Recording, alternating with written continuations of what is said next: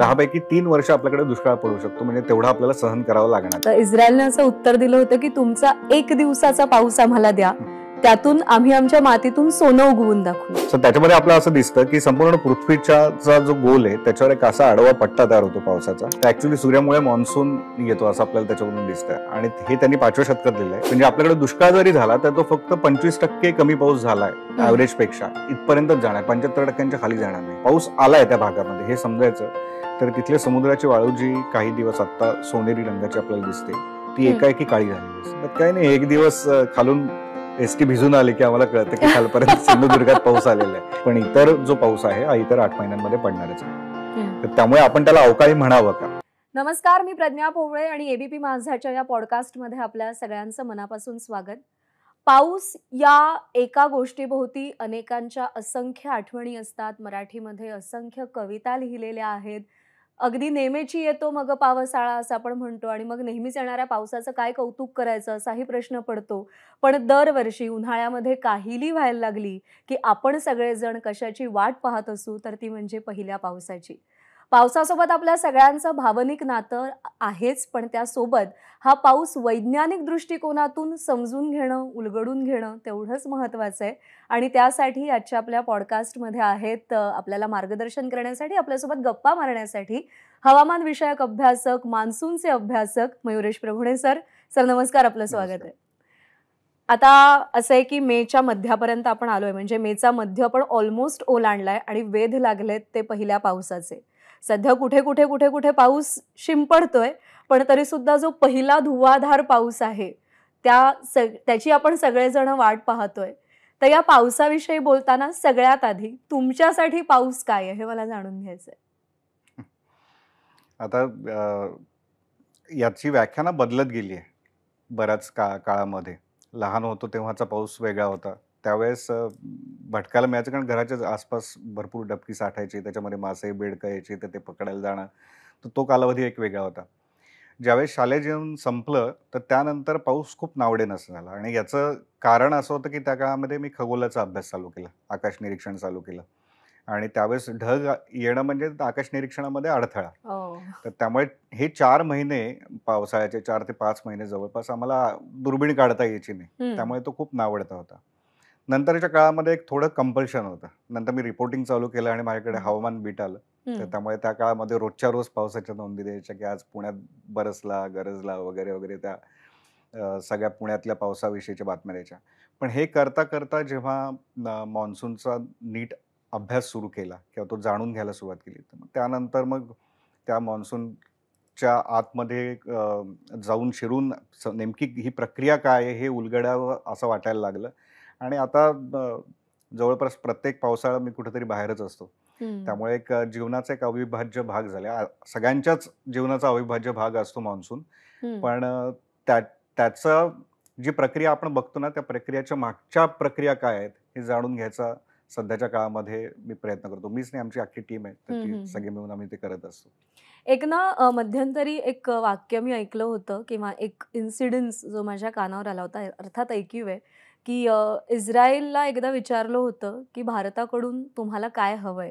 तर इस्रायलने असं उत्तर दिलं होतं की तुमचा 1 दिवसाचा पाऊस आम्हाला द्या, त्यातून आम्ही आमच्या मातीतून सोनं उगवून दाखवू. म्हणजे भारताच्या पावसाचं जगाला इतकं अप्रूप आहे आणि महत्त्व सुद्धा कळतंय.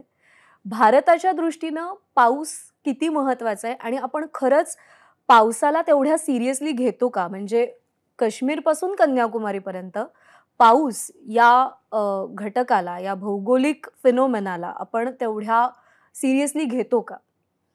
एक महत्त्वाची गोष्ट आपण बघूयात की नेमकी हे मान्सून आहे का. म्हणजे इस्रायल ज्यावेळेस म्हणतो की 1 दिवसाचा पाऊस आम्हाला द्या, तो भारतासाठी पण लागू आहे. इस्रायल तर फार लहान आहे, पण भारत जर बघितला किंवा भारतीय उपखंड बघितला खूप मोठा आहे, आणि त्याच्यामध्ये 4 महिने काही रोज पाऊस होत नाही. काही ठराविक दिवशी असे काही कंडिशन तयार झाली कीच पाऊस होणार आहे.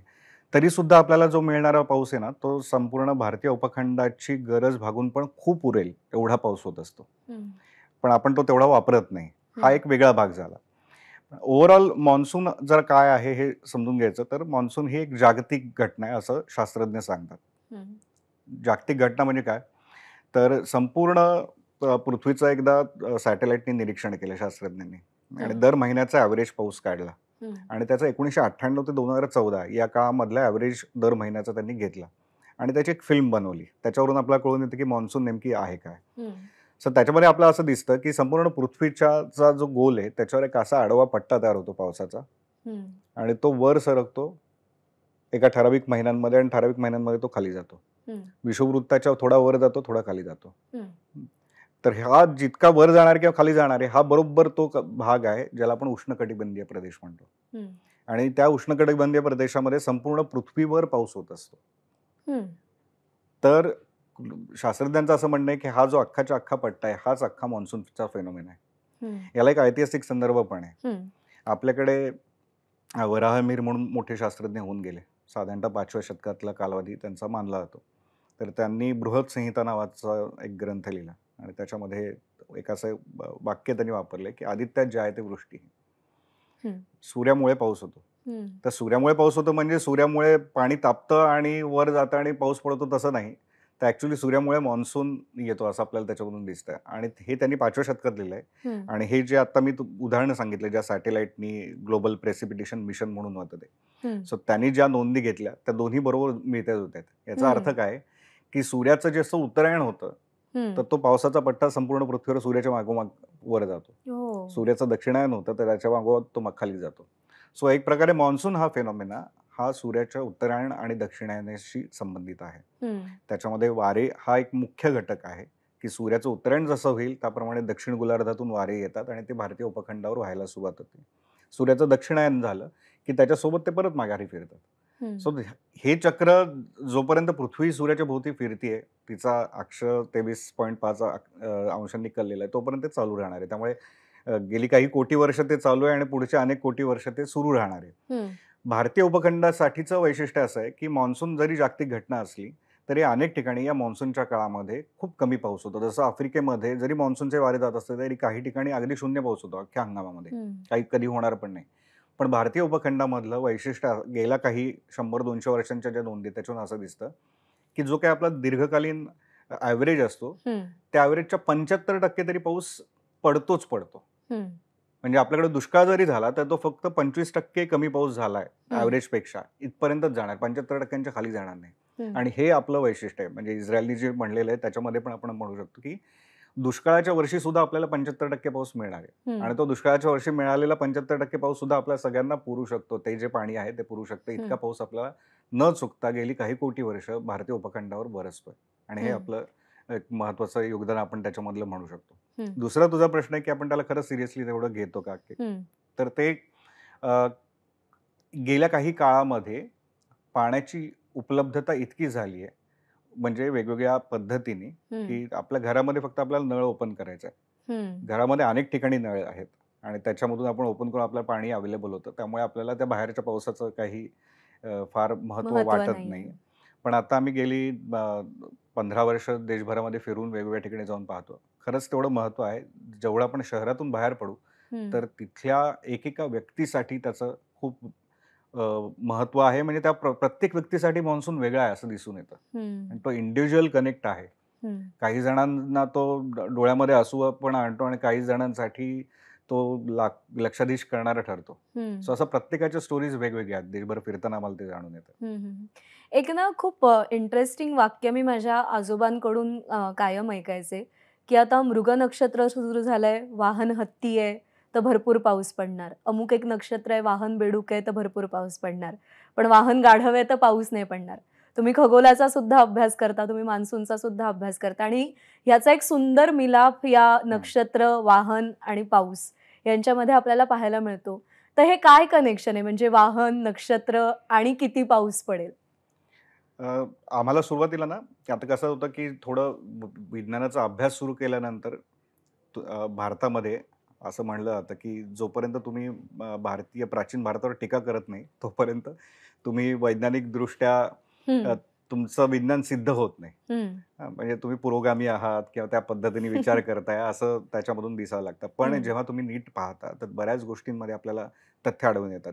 सगळ्याच गोष्टींमध्ये तथ्य आहेत असं म्हणणं नाही. हं, पण एक साधा आता हे जे तू नक्षत्राचं म्हणालीस, की भारतीय कॅलेंडर जे आहे ना, हे चंद्रावर आधारित आहे. हं, हं. आपल्या सगळ्या तिथी ज्या आहेत त्या चंद्राच्या फेजेसला धरून आहेत. हो. काल परवा चतुर्थी होऊन गेली, तर म्हणजे ती चंद्राची चौथ्या दिवशीची, पौर्णिमेच्या नंतरची चौथ्या दिवशीची फेज आहे. हं, किंवा आपले सगळे सण आहे, विजयादशमी म्हणतो, तर दशमीचा चंद्र आहे हं. त्यावेळेस. बलिप्रतिपदा म्हणजे पहिला बरोबर. आहे. सो हे सगळं आपलं सणवार आहेत किंवा आपलं जे काही सायकल आहे भारतीय संस्कृतीचं, हे चंद्राला धरून आहे. पण हं. मान्सूनचं बरोबर चक्र त्यांनी सूर्याला धरून ठेवलंय. हो. सो सूर्याचा मृग नक्षत्रात प्रवेश असा आपण जेव्हा म्हणतो, हं, तेव्हा तो ॲक्चुअली आकाशामध्ये जिथं मृग नक्षत्र दिसतो तो त्याच्या समोर येतो आणि मृग नक्षत्र हे पुढचे काही दिवस आपल्याला दिसणार नाही. त्याच्या आधी हं, तो रोहिणी नक्षत्रात असतो. जे रोहिणी हं, नक्षत्र मृगाच्या आधी दिसतं आम्हाला आकाशामध्ये. हं. व्ही आकार, बैलाचा तोंडासारखा आकार दिसतो. तर तो आपल्याला दिसणार नाहीये ज्यावेळेस सूर्य त्याच्या समोर येणार आहे. हो.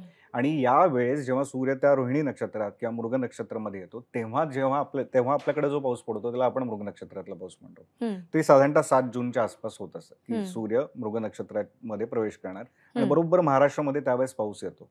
हं, सो हे झालं निरीक्षणांवर आधारित आपल्या लोकांनी त्याचं पंचांग केलं. एक गोष्ट आम्हाला जाणवली, की पंचांगाचं पण आम्ही व्हेरिफिकेशन करायचा प्रयत्न केला. एक 20-25 वर्षांची आम्ही पंचांग काढली आणि त्यावेळेस हं, ॲक्चुअल झालेला पाऊस आणि पंचांगामध्ये वर्तवलेला पाऊस, हे दोन्हीची सांगड घालायचा प्रयत्न केला. हं. तर असं दिसून आलं, की 70% त्याच्यामध्ये ॲक्युरेसी आहे. हो. पण आता गंमत अशी आहे, की लगेच सगळं आपण त्याला मानावं असं काही गरज नाही. हं, मान्सूनची एक क्लायमेटॉलॉजी आहे. म्हणजे काय, की दीर्घकालीन काळामध्ये मान्सूनचं बिहेवियर काय आहे? हं, हं. तो किती पडतोय हे जर आपण नोंदी घेतल्या, तर 10 पैकी 7 वर्षांमध्ये मान्सून नॉर्मल असतो. हं, ही क्लायमेटॉलॉजी सांगते. जी शेतकऱ्यांनाही माहिती असते. हं, 10 पैकी 3 वर्ष आपल्याकडे दुष्काळ पडू शकतो. म्हणजे तेवढं आपल्याला सहन करावं लागणार आहे. हे सगळ्या शेतकऱ्यांना माहिती असतं. हं, आता त्यामुळे तुम्ही सलग 10 वर्ष सांगितलं, की यंदा मान्सून चांगला पडणार किंवा समाधानकारक पडणार. हं. तर त्यापैकी 7 वेळा तर ते तुमचं उत्तर बरोबर येणार आहे. हं, तर त्यामुळे त्याच्या मागचं कारण तसंच आहे का नाही हे शोधणं आवश्यक आहे. हं, पंचांगामध्ये जेव्हा दिलं जातं त्याच्यामध्ये त्यांनी ग्रहांच्या स्थितींवर आधारित ते दिलेलं हं, असतं. हं, पण त्याचा थेट वैज्ञानिक शोध अजूनपर्यंत लागलेला नाही. हं, पण अशा अनेक पद्धती आहेत. 1-2 खूप इंटरेस्टिंग आम्हाला दिसून आल्या त्याच्यामधले. हं, मध्य प्रदेशमध्ये बुंदेलखंडात फिरताना तिथल्या लोकांना आम्ही विचारायचो, की तुम्ही कसं ओळखता, की आता पाऊस कसा येणार आहे? हं, तर त्यावेळी 2012 मध्ये आम्ही फिरत होतो आणि तेव्हा त्यांनी आम्हाला सांगितलं, की यावर्षी गोकुळाष्टमीपासून पावसाला सुरुवात होईल. तर हं, कसं ओळखता? तर त्यांनी काही म्हणी सांगितल्या आणि हं, या म्हणी गेले 1000 वर्ष त्या मध्य भारतामध्ये प्रचलित आहेत. हं. 2-2 ओळींच्या त्या हिंदीमधल्या म्हणी आहेत. सोप्या भाषेमधल्या आहेत.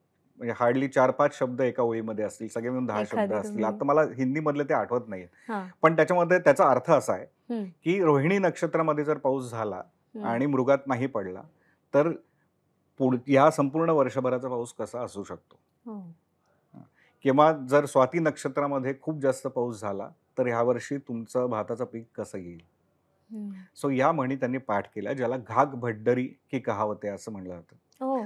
आता घाग भड्डरी 1च होते, 2 होते हे माहिती नाही. पण साधारणतः काही जणांनी जे त्याचा कालावधी काढला हा 10व्या हं, शतकाचा काढलेला आहे. आता इंटरेस्टिंगली की याची व्हर्जन्स तयार झालीत वेगवेगळ्या भाषांमध्ये. मराठीमध्ये सुद्धा त्याची व्हर्जन्स आलेली आहेत. हं. सो आपल्याकडे सहदेव भाडळी नावाने आले. ओके. सो हे आणि त्याच पद्धतीच्या त्याच म्हणी मराठीमध्ये पण केलेल्या आहेत. हं, तर आम्ही त्याला थोडंसं वैज्ञानिक पद्धतीने लावून घ्यायचा प्रयत्न केला. तर बेसिकली ही परम्युटेशन कॉम्बिनेशन्स केलेली आहेत. हं, एका नक्षत्रामध्ये सूर्य ज्यावेळेस आकाशातून पास होणार आहे, हा 13 दिवसात पास होतो. हं, एक नक्षत्र साधारणतः 13 दिवसांचं असतं. आणि ह्या 13 दिवसानंतर तो पुढच्या नक्षत्रात पुढच्या 13 दिवसांसाठी जाणार आहे. सो ह्या नक्षत्राचा पाऊस किती राहणार हे 13 दिवसांसाठीचं कळतं आणि कुठल्याही शेतकऱ्याला जाऊन विचारा, त्यांना साधारणतः 2 आठवड्यांचा अंदाज अपेक्षित असतो. हं, 2 आठवडे तुम्ही आधी सांगितलं, की पाऊस कसा पडणार आहे, तर त्या दृष्टीने त्यांना ती तयारी करता येते. हं, 10व्या शतकामध्ये हे जे काही परम्युटेशन कॉम्बिनेशन्स आहेत, ती तेव्हाच्या लोकांनी म्हणींमध्ये आणली आणि ती हं. लोकांमध्ये पाठवली आणि ती 1000 वर्ष अजूनही टिकून आहे. हो. IMDचा अंदाज तुम्ही WhatsAppवर पाठवता तरीसुद्धा लोकांना नेमके ते समजत नाही अजून, की नेमके यांनी सांगितलंय काय? बऱ्याचदा हं. त्याच्यामधून आपण बऱ्याचदा बघतो, की पुण्यामध्ये पाऊस सांगितलाय, मग तो घाटात सांगितला होता का इकडे सांगितला होता? हां. अजूनही आपल्याला कन्फ्युजन होतं. हं, 1000 वर्ष अजूनही त्या म्हणी लोकं वापरतात पावसाचा अंदाज अ, समजून घेण्यासाठी. हं, तर या प्रकारच्या गोष्टी प्रचलित आहेत. हं. त्याच्यामागे वैज्ञानिक अभ्यास लोकांनी केलेला, तेव्हा दीर्घकालीन निरीक्षणं पण घेतली आहेत. हेही आपल्याला दिसून येतं. एक ना म्हणजे याच अनुषंगाने प्रश्न आत्ता अचानक डोक्यात आला, की पाऊस यायच्या आधी शेतकऱ्याला निसर्ग काही संकेत देत असतो. म्हणजे माझ्या घरासमोर एक कडुनिंबाचं झाड आहे आणि पुन्हा माझ्याच आजोबांचा रेफरन्स देते, की कावळा घरटं किती वरती बांधतोय, त्यावर पाऊस किती पडणार याचा अंदाज बांधला जातो. किंवा पेरते व्हा म्हणून एक हं. पक्षी जो सांगत असतो किंवा त्या आवाजातून पेरते व्हा असं ऐकू हं. येतं. म्हणजे आता पेरणीला लागा, पाऊस यायची वेळ झाली आहे. असे काय इंटरेस्टिंग निसर्गाचे संकेत किंवा निसर्गातले बदल तुम्हाला मान्सूनचा अभ्यास करताना जाणवले? काही ठिकाणी म्हणजे खूप इंटरेस्टिंग गोष्टी आहेत, की जसं अगदी आपण रत्नागिरी आणि या भागामध्ये आम्ही विचारलं काही जणांना, केरळमध्ये पण विचारलं. हं, अगदी सुरुवातीला पहिला पाऊस आलाय त्या भागामध्ये हे समजायचं, तर तिथले समुद्राची वाळू जी काही दिवस आत्ता सोनेरी रंगाची आपल्याला दिसते, ती हं, एकाएकी काळी झालेली असते. हं. ती काळी का होते? कारण समुद्र उसळतो आणि त्याच्यामुळे ते खालचा सगळा गाळ वर आणून टाकतो आणि तो जेव्हा उसळणार कधी? जेव्हा ॲक्चुअली मान्सूनचे करंट्स व्हायला लागतात. हं. सो मान्सून त्या समुद्र किनाऱ्यावरच्या वाळूचा रंग बदलला की मान्सून आला असं ती लोकं म्हणतात. हं, हं, हं. दुसरं काही मच्छीमार आहेत की त्यांना ठराविक मासे जे त्यांना अ, ठ एका ठराविक अंतरापर्यंत मिळत असतात. ते एकदम मिळणं बंद होतात आणि ते दूर निघून जातात. हं, आणि काही ठराविक प्रकारची कोळंबी एकदम किनाऱ्याला मिळायला लागते. हं, सो त्या माशांकडे किंवा त्या जलचरांकडे काही असे बायोलॉजिकल सेन्सर्स आहेत, की ज्याच्यामुळे त्यांना मान्सूनचे करंट्स व्हायला लागलेले कळतात. हं. सो त्यांच्या बिहेवियरमध्ये झालेला फरक तर तो या मच्छीमारांनी रेकॉर्ड करून ठेवलाय. त्याच्यावरून मच्छीमारांना कळतं, हं, की पाऊस आलेला आहे. हं. असंच एकदा आम्ही घाटामध्ये विचारलं, की तुम्हाला कसं कळतं, की पाऊस आलेला आहे? म्हणतात, "काही नाही, एक दिवस खालून एसटी भिजून आली, की आम्हाला कळतं, की खालपर्यंत सिंधुदुर्गात पाऊस आलेला आहे." पण हे लोकांनी आपापल्या या पद्धतीने विकसित केलेल्या हं, आहेत. हं, हं. आणि जे आता कावळ्याचं आणि ह्याच्या नोंदींचं बरेच जण सांगतात, पण ते काय प्रत्येक ठिकाणचं वेगवेगळं आहे. हं, सो एका ठिकाणी जर समजा जे कोकणात लागू असेल, ते हं. मराठवाड्यात लागू असेल असं काही नाही. बरोबर. आणि त्या वर्षीच्या नोंदी जर आपण जुळवून घ्यायचा प्रयत्न केला, तर तसं काही दिसून येत नाही, की हं, कावळ्यांच्या बाबतीत. पण जे दीर्घकालीन गोष्टी आहेत ना, त्या आपल्याला दिसतात. जसं बहाव आहे, हं, की बहावाचे काही ठराविक दिवस आपल्याला दिसून येतात. तो पुण्यासाठी वेगळा असू शकतो, तो मध्य प्रदेशसाठी वेगळा असू शकतो, की हं. बहावा फुलल्यानंतर 40 दिवसानंतर मान्सून तिथपर्यंत येतो. येणार. एक असंच इंटरेस्टिंग हे होतं, की आम्ही हरिद्वारच्या इथून जात होतो आणि तिथे आंब्याची बाग होती. हं, हरिद्वार म्हणजे अगदी उत्तराखंड हं, आणि तिथून आम्ही गंगेच्या खोऱ्यामध्ये आतमध्ये जाणार होतो. तर तिथे एक ट्रक घेऊन आला होता आणि तो तिथून आंबे भरत होता. ही गोष्ट जुलैच्या मध्यातली. तिथं हं. कैऱ्या होत्या त्या आंब्याच्या. ओह! आणि त्यांनी असंच गोष्ट सांगितली, की तो एप्रिलमध्ये हरियाणामध्ये आंबा न्यायला सुरुवात करतो देशाच्या वेगवेगळ्या भागातून. हं, सो एप्रिलमध्ये तो पहिल्यांदा कर्नाटकातून घेतो. मेमध्ये तो महाराष्ट्रातून घेतो. हं, मग नंतर मध्य प्रदेशातून घेतो आणि सगळ्यात शेवटचा तो तिथला हरिद्वारचा घेऊन मग जातो. सो जुलैपर्यंत जसा-जसा मान्सून वर सरकेल त्यानुसार आंब्याचं सीझन सुद्धा वर देशात बदलतो. उत्तरेपर्यंत जातो. हं, सो हं, हे इंडिकेटर्स आहेत, जे लोकांनी नोंद घेऊन ठेवलेली आहे. हं, बेळगावमध्ये आम्ही एकाला विचारलं, की IMDनी तर अजून सांगितलेलं नाही, की पाऊस हं, इथे कधी येणार आहे? तर तुम्ही कसं काय पेरणी सुरू केली? त्यांनी सांगितलं, की आता वारा ह्या दिशेने वाहतोय. उत्तरेला विजा चमकायला सुरुवात झाली आहे. हं, कालच पडलेला आहे पाऊस. त्यामुळे आता पुढच्या 4-5 दिवसामध्ये पाऊस येईल. हं, आता ही निरीक्षणं त्यांनी त्याच्या बांधावरून स्वतः रेकॉर्ड केली. त्याच्या कदाचित आजोबांनी, वडिलांनी त्यांना सांगितलेली आहेत हं, लहानपण असताना आणि यांनी रेकॉर्ड करून ठेवले आहेत. सो अशा प्रकारच्या नोंदींवरून लोकांमध्ये हं, तो समज निर्माण झालाय. पण गेल्या काही वर्षांमध्ये असं दिसून येतंय, की ज्यांचं वय 50 पेक्षा कमी आहे, त्यांच्याकडे या नोंदी नाहीयेत. हं. त्यांना या टाकाऊ वाटतात. आणि मग त्यांना जर मान्सून कधी येतो विचारलं तुम्ही, तर ते तुम्हाला तारखेमध्ये उत्तर देतात, की हं. जे शाळा शिकून आलेले आहेत, 7 ते जूनला पाऊस 7 पडेल. जूनला पाऊस पडेल.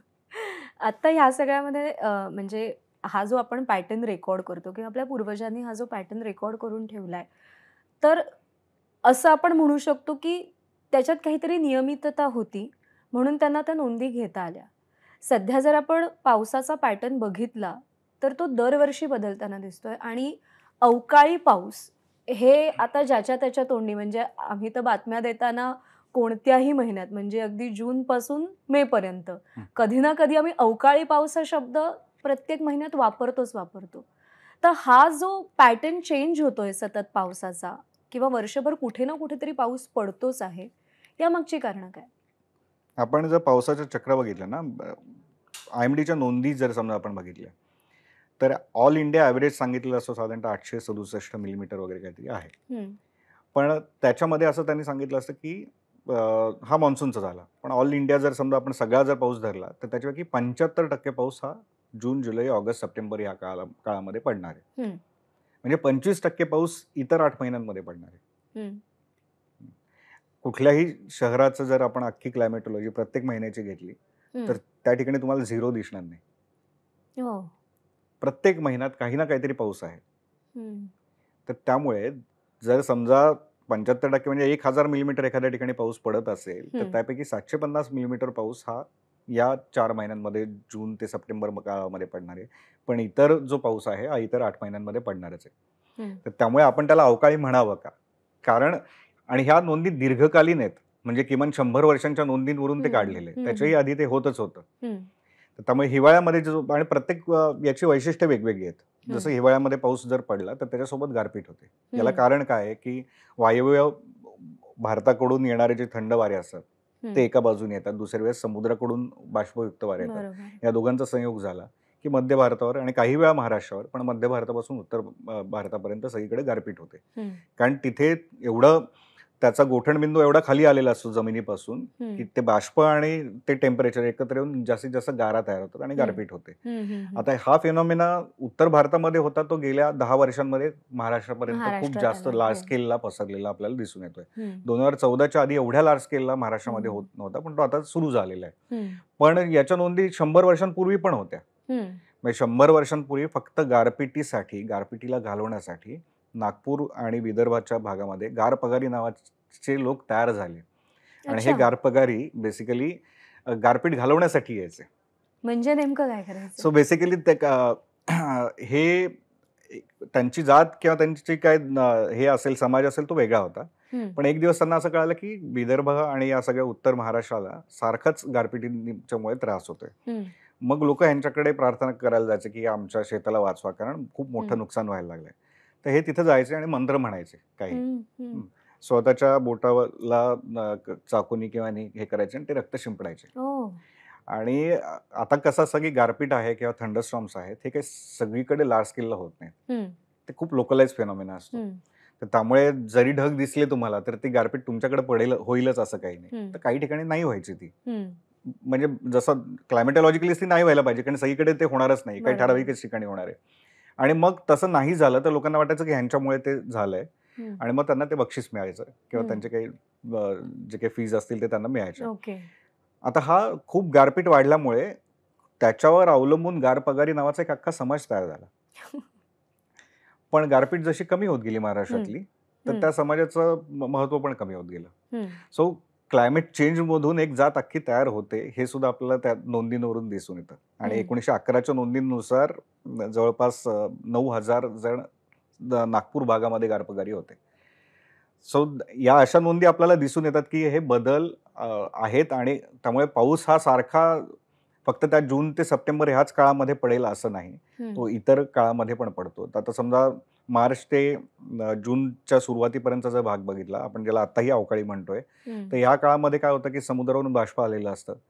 सूर्य आपल्या भागाच्या अगदी डोक्यावर आलेला डोक्यावर असतो असतं. आणि यावेळेस लोकल लेव्हलला तापमान वाढून तिथं उंच ढगांची निर्मिती होते आणि मग हं, विजांसह, गारांसह आपल्याला पाऊस बघायला मिळतो. हं, सेम स्थिती जेव्हा मान्सून परत जातो, हं, तर परत गेल्यानंतर सुद्धा एकदम तापमान वाढायला सुरुवात होते, कारण बाष्प एकदम बाहेर जातं, पण ते हं, सगळं गेलेलं नसतं. हं, आणि त्यावेळेस सुद्धा मग आपल्याला इथे पोस्ट मान्सून सीझनमध्ये ज्या हं, ऑक्टोबरच्या वेळेस जो परतीचा पाऊस असतो, हं, पडतो, हस्त नक्षत्रातला आपण ज्याला म्हणतो, हं, तर तोही तसाच पडतो. पण हं, मान्सूनचा पावसा काळामध्ये जेव्हा मान्सून सक्रिय असतो, तेव्हा विजांसह पाऊस पडत नाही. सो हं. या प्रत्येक पावसाचं एक वैशिष्ट्य आहे. हिवाळ्यामध्ये गारपीट होणार आहे, प्री आणि पोस्ट मान्सूनच्या काळामध्ये विजांसह पाऊस होणार आहे आणि मान्सून काळामध्ये एका लयीमध्ये चालू असलेला तो एक प्रकारचा पाऊस असतो. म्हणजे ह्याच्यात ना म्हणजे वैज्ञानिक दृष्टिकोन तर आहेच, पण ना याच्यात एक खूप छान लिंग्विस्टिक ब्युटी जर सांगायची असेल ना, तर माझी आजी म्हणायची, की "अगं पाऊस राजा आहे. तो येतानाही नौबती झाडत येणार आणि जातानाही नौबती झाडत जाणार." म्हणजे इतका पाऊस हा जनमानसात रुजलेला आहे. म्हणजे वरुण राजा त्याला आपण म्हणतो, पूजतो पावसाला. पण आत्ता सध्याची परिस्थिती अशी आहे, की भारताची शेती ही अजूनही पावसावर अवलंबून आहे. याआधीही पावसावर अवलंबून होती आणि यापुढेही पावसावर अवलंबून असणार आहे. तर सध्याच्या काळामध्ये पावसाचा योग्य पावसाच्या पाण्याचा योग्य वापर करून भारतातली शेती आता जी आधुनिकतेकडे हळूहळू वाटचाल करताना दिसतीये, तर पाऊस आणि आधुनिक शेती याची सांगड कशी घालायची?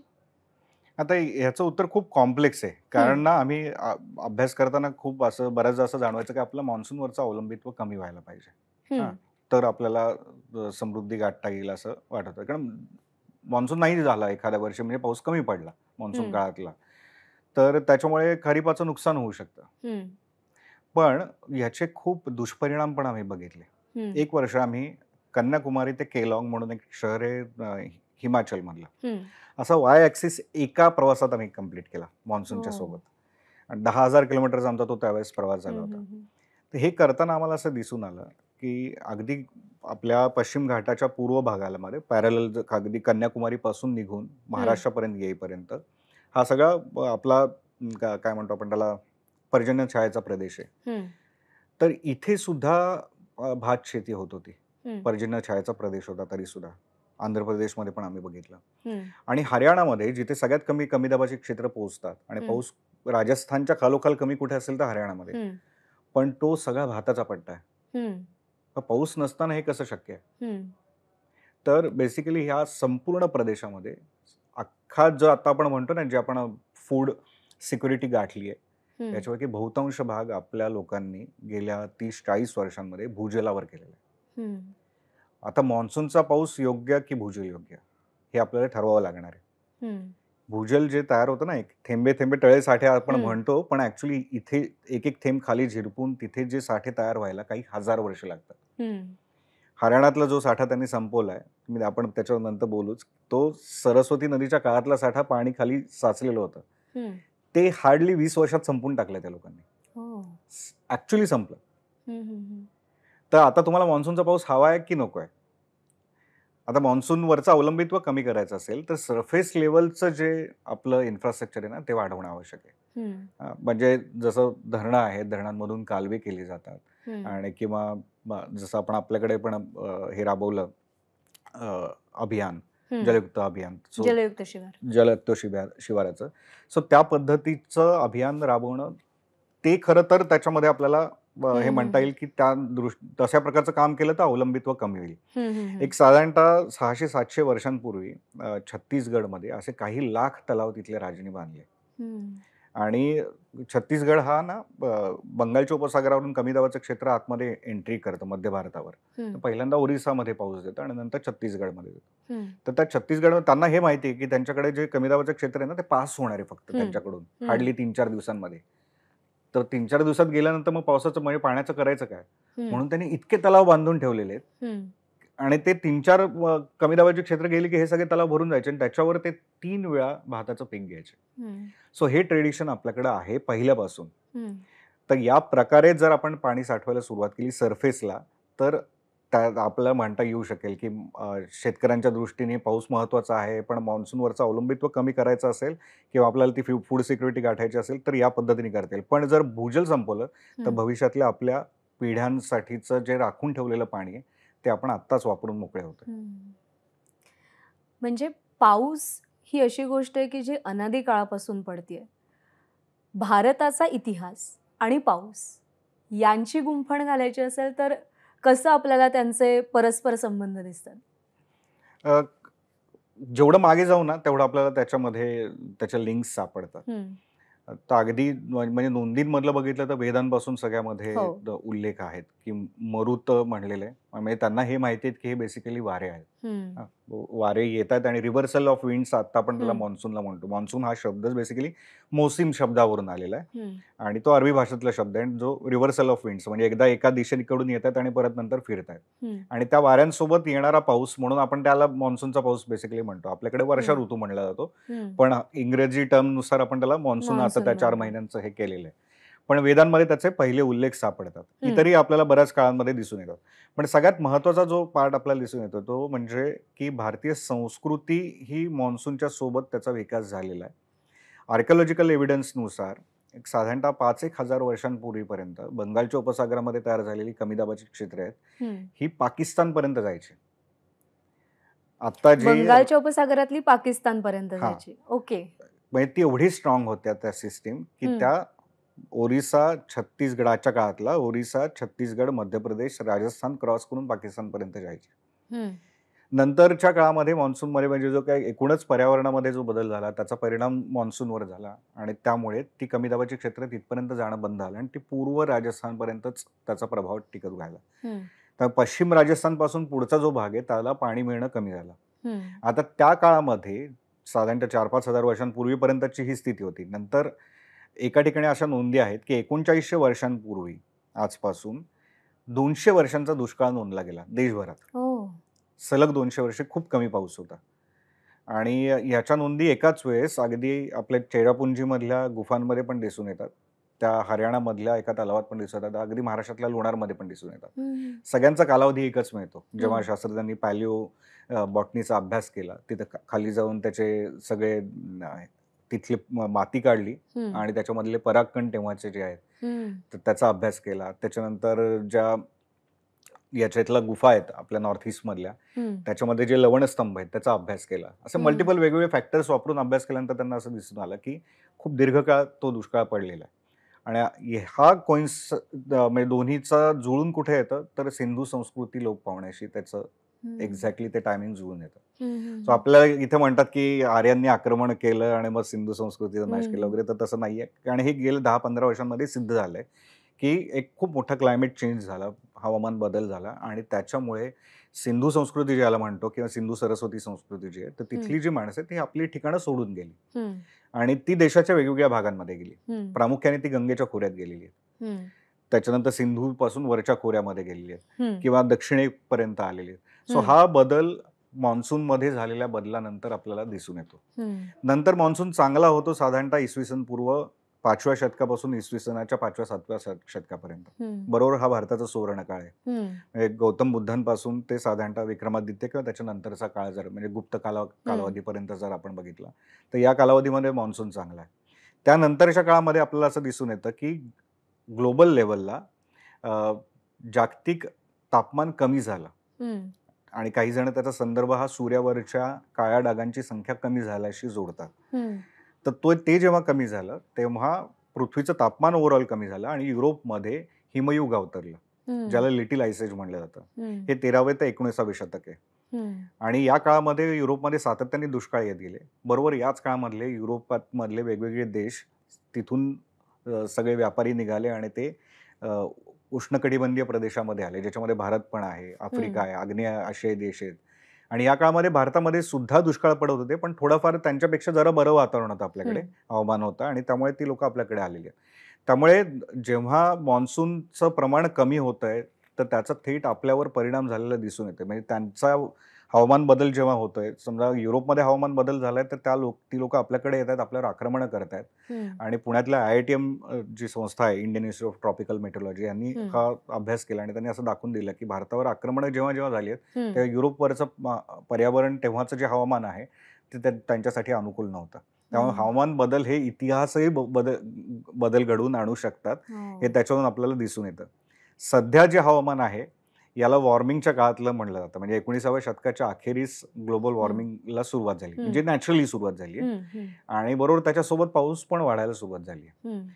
त्याच्या आधी जर आपण मराठा साम्राज्याचा जो भाग बघितला, तर त्याच्यामध्ये सुद्धा अनेक ठिकाणी नोंदी आहेत, की खूप दीर्घकाळ 10-10 वर्ष, 12-12 वर्ष आपल्याकडे दुष्काळ हं. पडलेले आहेत आणि त्याचा परिणाम तो आपल्या इतिहासावर पण झालेला दिसून येतो. पानिपतावर निघालेल्या लोकांना गारपिटीचा सामना करावा लागलाय. हं. शेतसारा मिळत नाहीये मराठ्यांना उत्तरेकडे जाताना, हं. कारण दुष्काळ पडलेला आहे. म्हणजे तसं पाहायला गेलं तर खरं तर आत्ता पावसाचं चक्र काहीसं नॉर्मल होतंय, रुळावर येतंय रुळावर येतंय असं आपण म्हणू म्हणू शकतो. जे शकतो. की आपलं म्हणणं आहे की अ, आता कुठे चक्र बिघडतंय किंवा आता ग्लोबल वॉर्मिंगमुळे पावसाचं सगळं वेळापत्रक बदलतंय. तर वास्तविक कॉइन खरं फ्लिप तसंच आहे. केला म्हणजे तर कारण काय होतं, की हं. खूप लोकांच्या मनामध्ये अशी शंका येते, की ग्लोबल वॉर्मिंग होतंय म्हणजे काहीतरी याच्या विरुद्ध स्थिती चांगली असेल. म्हणजे हं. ग्लोबल कूलिंग चांगली असेल. सो हं. ग्लोबल कूलिंग झालं ना, तर उष्णता कमी मिळणार आहे समुद्राला, हं. वाफ कमी तयार होणार आहे, पाऊस हं. कमी होणार आहे, हं. दुष्काळ जास्तीत जास्त पडणार आहेत आणि आत्तापर्यंतच्या ऐतिहासिक नोंदी ज्या उत्खननातून पण सापडलेल्या आहेत. हं. सो जेव्हा वॉर्मिंग झालेलं आहे, तेव्हा जगभरातल्या संस्कृतींचा विकास झालेला आहे. हो. जेव्हा कूलिंग झालेलं आहे, तर त्या संस्कृती लोप पावल्या आहेत आणि भारतीय संस्कृती टिकून राहिली कारण ती फ्लेक्सिबल राहिली. त्यांनी स्वतःमध्ये बदल घडवून आणले हम्म. आणि म्हणून आपण टिकून राहिलो. जे ऐतिहासिक तू विचारतेस तर संदर्भ न देता आपण म्हणजे स्पेसिफिक काही हम्म. 2-3 उदाहरणं देतो. हम्म. आपल्याकडे सीझनल मायग्रेशन होतं. जर पावसाळ्याच्या सुरुवातीला पाऊस येणार आहे हे कशावरून कळतं, की वारीची तयारी चालू होते आपल्याकडे. हम्म. ठीक आहे. पण असंच एक महत्त्वाची गोष्ट आपल्याला दिसते, की मेंढपाळांचे कळप आपल्याला अ, कोकणाकडून देशाकडे जाताना हो. दिसतात. आता ही जी प्रक्रिया आहे सेम आंध्र प्रदेश आणि कर्नाटकमध्ये कुर्बांची दिसून येते. हम्म. सेम आपण जर गुजरातमध्ये गेलो तर तिथे रबारींची दिसून येते, ज्यांना बालदार पण म्हणलं जातं. हम्म. असंच गुज्जर बकलवाल्यांची तुम्हाला जम्मू काश्मीरमध्ये दिसून येईल. हम्म. सो ही जी सीझनल मायग्रेशन्स आहेत ही हम्म. बरोबर तेव्हा जेव्हा हा जो 200 वर्षांचा दुष्काळ पडला ना तेव्हा हम्म. जगभर सुरू झाली. हम्म.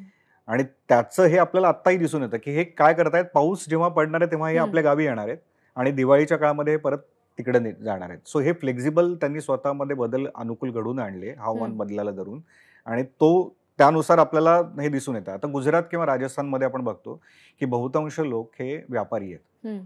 का? कारण त्यांच्याकडे पाऊस कमी आहे. हम्म. सो पाऊस कमी असल्यामुळे यांनी जीवनशैलीच त्यांची अशी बदलली, की आपल्या गावी खूप कमी दिवस राहायचं, बाहेर हम्म. जाऊन व्यापार करायचा. व्यापार करायचा. तर त्यामुळे या पावसाला धरून आपण जे काही बदल घडवून आणले म्हणून टिकून राहिलो. हम्म. राजस्थानमध्ये तुम्ही कुठेही जा, इतक्या वेगवेगळ्या प्रकारच्या पाणी साठवण्याच्या पद्धती दिसून येतात. हम्म. सो हे सगळे आपल्याला या ऐतिहासिक संदर्भामध्ये दिसून येतं, की पाऊस जसा बदलत गेलाय, भारतीय समाजाने स्वतःमध्ये ते बदल घडवून आणले आणि म्हणून हम्म. भारतीय संस्कृती टिकून राहिली. हम्म. हम्म. एक मगाशी आपण जे लोकांचे अंदाज किंवा लोकांचं नोंदी घेण्याचा जो उल्लेख केला त्याच्यामध्ये नुकतंच एक बातमी आम्ही वाचली की भेंडवळची घटमांडणी ज्याला अजूनही ग्रामीण भागामध्ये खूप जास्त महत्त्व आहे. तर थोडं तुमच्याकडूनच उलगडून घ्यायचं आहे की तुम्ही या भेंडवळच्या घटमांडणीबद्दल ऐकलंय का किंवा त्यातली जी तथ्य आहेत त्याचं कधी क्रॉस चेकिंग वगैरे केलंय का आणि सध्या असलेली परंपरा आणि विज्ञान याची सांगड कशी घालायची? भेंडवळचं आम्ही नाही अजून हम्म. बघितलेलं. पण मी हम्म. जसं मगाशी सांगितलं, की काही म्हणी आहेत आणि याचं पण आहे, की आपण आपल्या पंचांगामध्ये येणारं. सो याचं आम्ही क्रॉस चेक केलंय, व्हेरिफाय केलेलं आहे. हम्म. पण तिथे अजूनही जागा आहे, की अ, आपल्याला थेट म्हणता येत नाही, की या गोष्टी तशाच्या तशा घडतात. हम्म. हम्म. अनेक गोष्टी अशा आम्हाला दिसल्या. तर जसं नंदीबैलवाले जे आहेत, तर ते सुद्धा हो. या प्रकारचं भाकीत वर्त होतात. अ, अशाच प्रकारची एक प्रथा आम्ही पेंच अभयारण्यामध्ये बघितली. हम्म. तिथले गोंड आदिवासी होते. हम्म. आम्ही तिथं पोहोचलो आणि त्यावर्षी मान्सून त्या भागामध्ये पोहोचायला उशीर झालेला होता. हम्म. सो त्यांनी सांगितलं, की आम्ही प्रार्थना करणार आहोत इंद्राची आज रात्री आणि ती झाल्यानंतर पाऊस येतो बघा तुम्ही. आम्ही हम्म. म्हटलं काहीच दिसत नाही आणि कसं काय असावं म्हणून त्यांच्याकडे आणि लाईट नव्हती. म्हणून आमच्या गाडीच्या लाईटमध्ये त्यांनी हम्म. एक नाच केला. ज्याला हम्म. सैला नृत्य म्हणतात ते. आपल्या हो. इथल्या गरबासारखं ते नृत्य असतं. हम्म. सो मध्यप्राशन करून ते केलं जातं. एका ठराविक वेळेमध्येच केलं जातं. हो. तर ते नृत्य झालं आणि हार्डली 1 तासाभरामध्ये पाऊस पडला. हो. आता काय होतं, की अशी घटना घडल्यानंतर आपल्याला पण असं वाटायला लागतं, की हे खरंच होतंय की नाही. हम्म. हम्म. पण कदाचित पाऊस पडण्याच्या कंडिशनमध्ये ते करत असतील. असू शकतं. तर त्यामुळे आपल्याला या गोष्टी व्हेरिफाय करणं आवश्यक आहे. दुसरा तुझा जो प्रश्न आहे ना, की या गोष्टींचा मेळ कसा घालता येईल? तर आम्हाला खरंच वाटतं, की अजूनही बहुतांश भारतीय किंवा महाराष्ट्रामधले, मध्य भारतामधली लोकं हे नक्षत्रांच्या भाषेमध्ये अजूनही शेती करतात. म्हणजे कुठलं नक्षत्र लागलंय.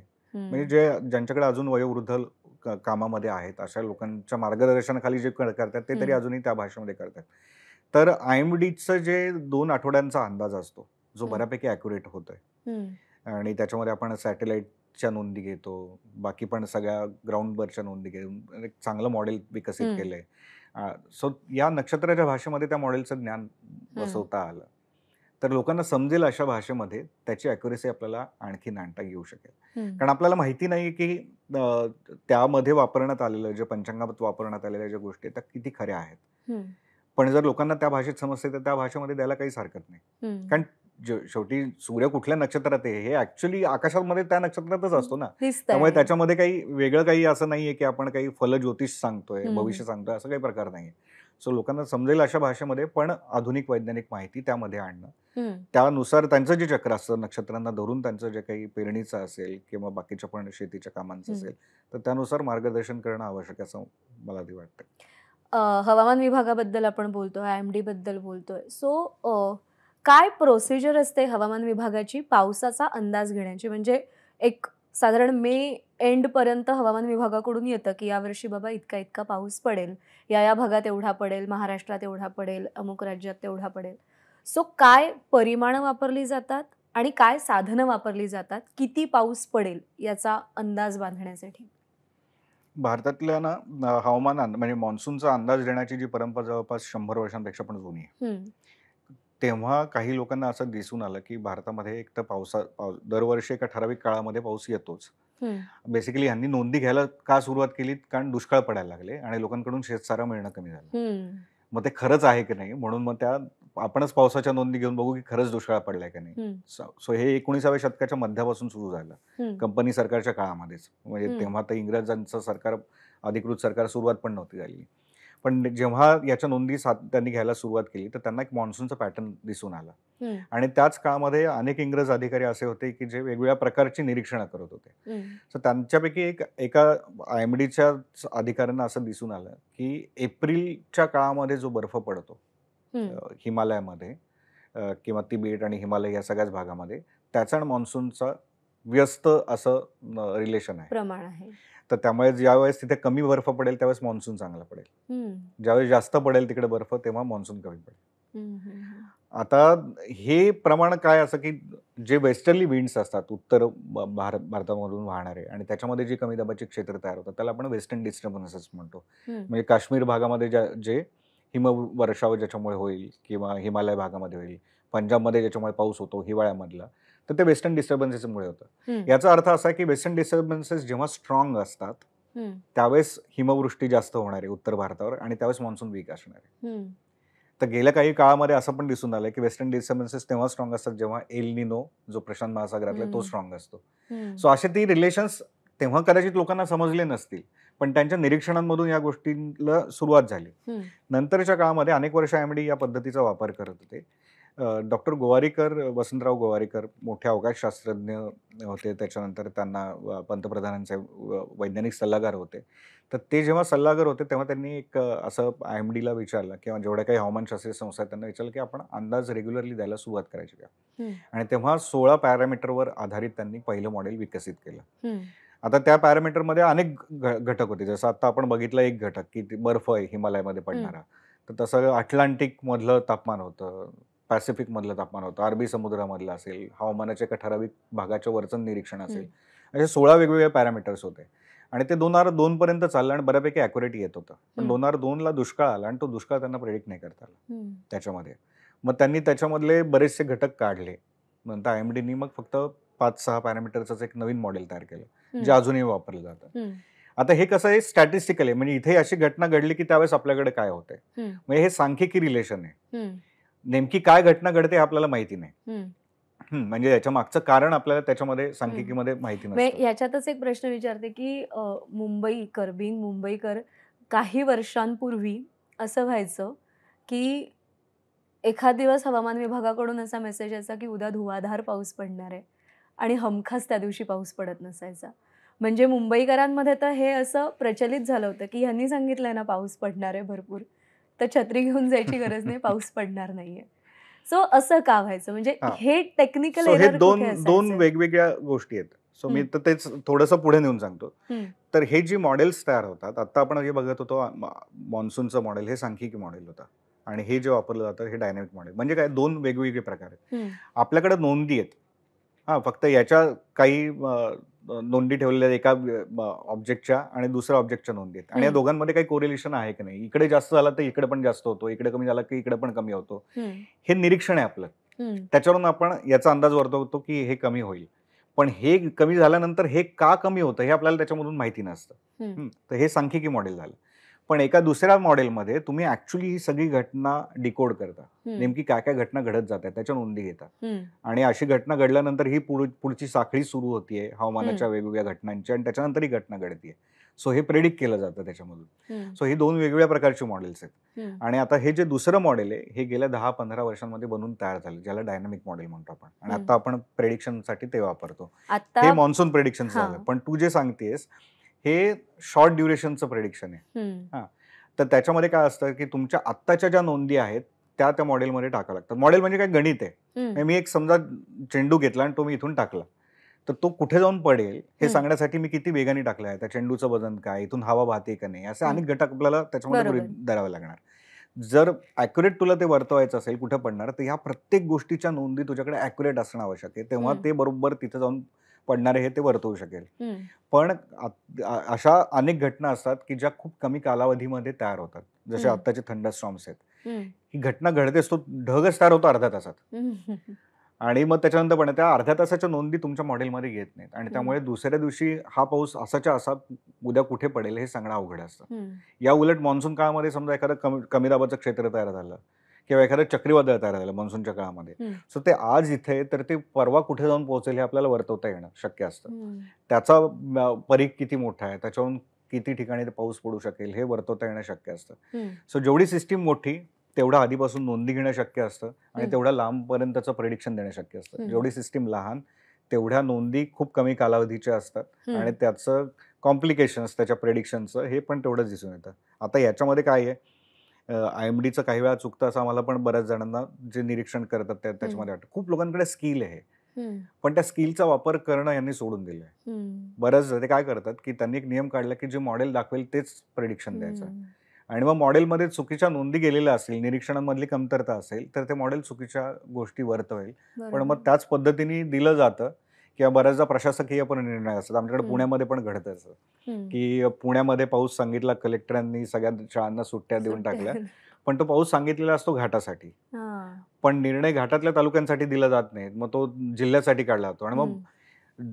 मावळ, मुळशी हे खूप अतिपावसाचे जे तालुके हं. आहेत, याच्या तुलनेमध्ये दौंड, बारामती जे दुष्काळी तालुके आहेत, हं. तर त्या दोघांना निर्णय एकाच स्तरामध्ये केला जातो. पण हं. हा प्रशासकीय निर्णय झाला. त्याच्यामध्ये बरोबर. IMDची चूक नाहीये. मी हं. IMDनी दाखवलं असतं की घाटामध्ये पडणार आहे.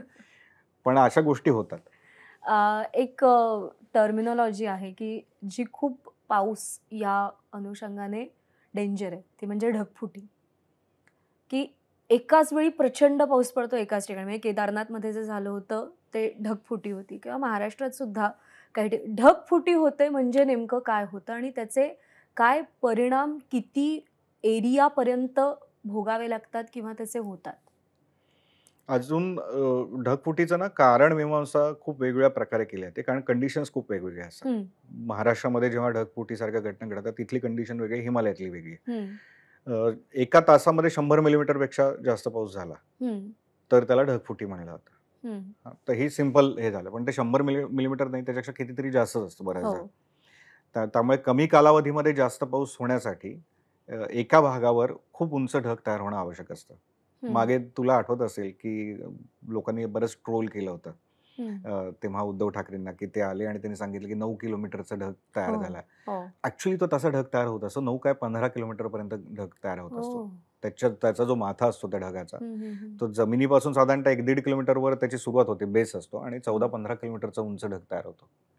आणि त्यामुळे त्याच्यामध्ये किती प्रमाणामध्ये पाणी साठलेलं असेल. हं. आता हे जर पाणी सगळंच्या सगळं जे काही साठलेलं पाणी हे एका तासामध्ये सगळं खाली पडलं तर काय होणार आहे? त्याला आपण ढगफुटी म्हणतो. हं. आता प्रश्न असा की खालचा सरफेस काय आहे त्याच्यावर अवलंबून आहे. जर तो पाऊस एखाद्या शहरावर कोसळला, ते जे पाणी आहे, तर ते वाहून जायला उतार पण सोपंच आहे, नाहीये. काहीच नाहीये. तर त्यामुळे मग त्या ठिकाणी फ्लॅश फ्लडची स्थिती येते. हं. म्हणजे पाणी कमी जागेमध्ये साठून राहतं आणि एकदम त्याचा जो काही भार येतो त्याच्यामुळे एकदम धरण फुटल्यासारखी जे स्थिती तयार होते. 2005 मध्ये झालं होतं हां. मुंबईमध्ये. इथे झालं आमच्याकडे पुण्यामध्ये 2019ला झालेली होती हं. अशी स्थिती हो, आणि बऱ्याच जणांचा बळी गेला त्याच्यामध्ये, हो. की आंबील ओढ्याला पूर आला. हो. कात्रजचा तलाव मधून भरपूर पाणी एकदम पाणी आंबील आलं. ओढ्यात आलं आणि ते सगळं झालं. तर त्यावेळेस तो ढग हं. कात्रजच्या डोंगराच्या वर तयार झाला होता 15 हं. किलोमीटरचा हं. उंचीचा आणि खूप एक 2 तासांमध्ये ते पाणी एकदम वाहून जायला सुरुवात झाली. हं. आता ही पोस्ट मान्सूनच्या काळातली किंवा परतीच्या मान्सून काळाच्या काळातली घटना आहे.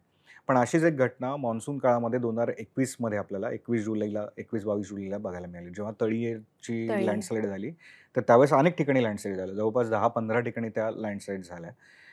खरं त्या 100-200 ठिकाणापेक्षा जास्त झाल्यात. पण ज्या हां. ठिकाणी गावं आहेत, अशा ठिकाणी 10-15 होती. हं. आणि त्यावेळेस सातत्याने उंच ढगांची निर्मिती होत राहिली जवळपास 5-6 तास.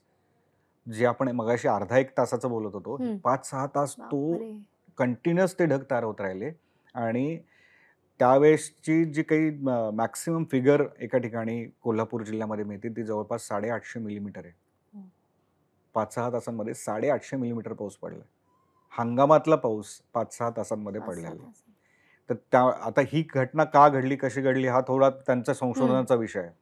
केदारनाथला घडली त्यावेळेस मान्सूनचे वारे आणि मगाशी आपण जे वेस्टर्लीज म्हणत होतो, हो. पश्चिमेकडून येणारे वारे, हं. यांचा दोघांचा संयोग झाला तिथे. हं. तिथं उंच ढगांची निर्मिती झाली आणि त्याच्यामुळे पाऊस झाला. हं. पण हिमालयाची भूरचनाच अशी आहे की बेसिकली तो एक प्रकारे चिखलापासून तयार झालेला पर्वत आहे. गाळाचा पर्वत आपण म्हणतो, हं. की मातीच आहे त्याच्यामध्ये. हं. त्यामुळे त्याच्यामध्ये पाणी झिरपत आत गेलं की ते सगळं निसटून खाली येतं. हं. त्यामुळे त्या भागामधले त्याचे परिणाम वेगळे आहेत. महाराष्ट्रामध्ये मधले त्याचे परिणाम वेगळे आहेत. पण असा पाऊस आपल्याकडे पण होऊ शकतो याची प्रचिती आपल्याला त्या 2021ला हो. दिसून आली. कोयनेच्या भागामध्ये आजही तुम्ही जाऊन बघा. सगळे अख्खीच्या अख्खी डोंगरावरून जंगलाच्या जंगल घसरून आलेली आहेत खाली. खाली. सो त्याचा परिणाम बायोडायव्हर्सिटीवर पण होता. हं. मनुष्यहानी तर होतेच, पण जंगलांमध्ये पण खूप मोठी हानी झाल्याचं हं. दिसून आलं. एक परिस्थिती आहे ढगफुटी सदृश पाऊस किंवा ढगफुटी होणं आणि दुसरीकडे गेल्या काही वर्षात भारतात सुद्धा एक टर्मिनॉलॉजी चर्चेत आली, ते म्हणजे कृत्रिम पाऊस.